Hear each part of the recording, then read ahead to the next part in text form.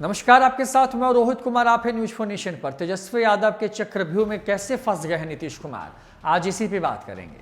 दरअसल नीतीश कुमार तेजस्वी के बिछाए जाल में क्या फंसते जा रहे हैं, इसलिए क्योंकि पिछले कुछ दिनों से ऐसा ही हो रहा है। तेजस्वी यादव एक एक करके नीतीश कुमार को फंसा रहे हैं और इनके फंसाने की वजह यह है कि अगर ऐसा होता है तो इसका बड़ा असर बिहार में देखने को मिल सकता है।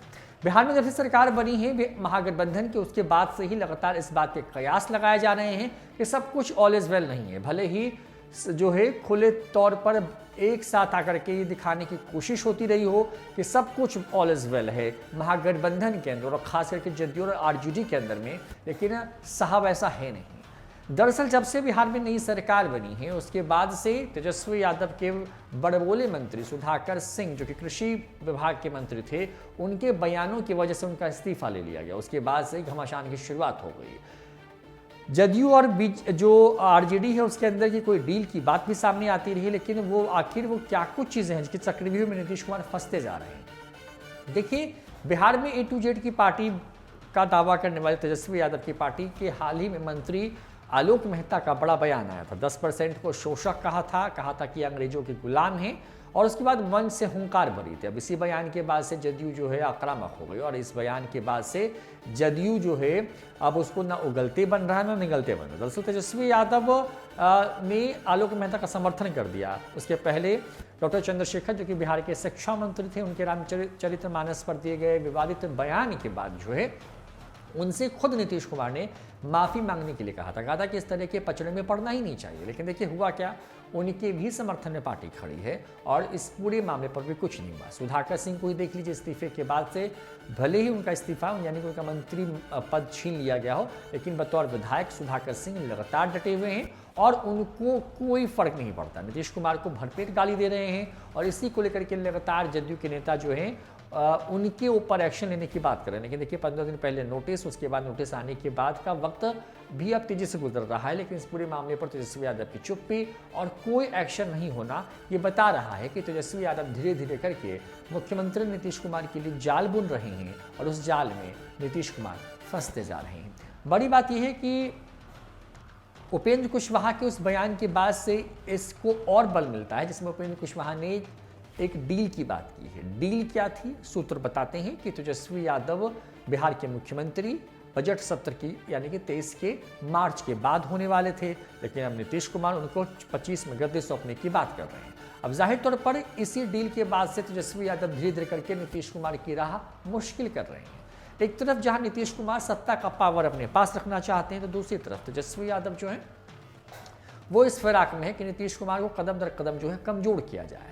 अब देखिए, उपेंद्र कुशवाहा का विवाद अभी चल ही रहा है। इस मामले पर तेजस्वी यादव खुल के बोल रहे हैं, लेकिन उनके ही बड़े बोले मंत्री चंद्रशेखर के साथ साथ आलोक मेहता, पूर्व मंत्री सुधाकर सिंह और उनके कई दूसरे विधायक, इन तमाम लोगों पर तेजस्वी यादव के तेवर नरम से हैं। जाहिर तौर पर इन नरम तेवर के बीच में कई तरह के सवाल कौंध रहे हैं, और सवाल ये कि क्या नीतीश कुमार के लिए तेजस्वी यादव मुश्किल खड़ी कर रहे हैं। नीतीश कुमार हमेशा से इंडिपेंडेंट पॉलिटिक्स करने के लिए जाने जाते रहे। नीतीश कुमार को जब भी थोड़ी मुश्किल होती है पाला बदल लेते हैं। बिहार में पिछले कम से कम 5 सालों में ऐसा ही हुआ है। जाहिर तौर पर नीतीश कुमार सहज अगर नहीं है तो उनको कोई प्रेशर में डाल नहीं सकता है, लेकिन देखिए हो क्या रहा है बिहार में, प्रेशर में डालने की कोशिश तो हो ही रही है। नीतीश कुमार को तेजस्वी यादव को एक बार उनके सामने ये कहना पड़ता है कि मरते दम तक वो अब जो है मरना पसंद करेंगे, लेकिन बीजेपी में नहीं जाएंगे। लेकिन देखिए जानकार तो कहते हैं कि कभी भी हो सकता है। उपेंद्र कुशवाहा ने भी इस बात का खुलासा किया था, कहा था कि जो जितना बड़ा नेता है वो बीजेपी के उतने बड़े नेता से संपर्क में है।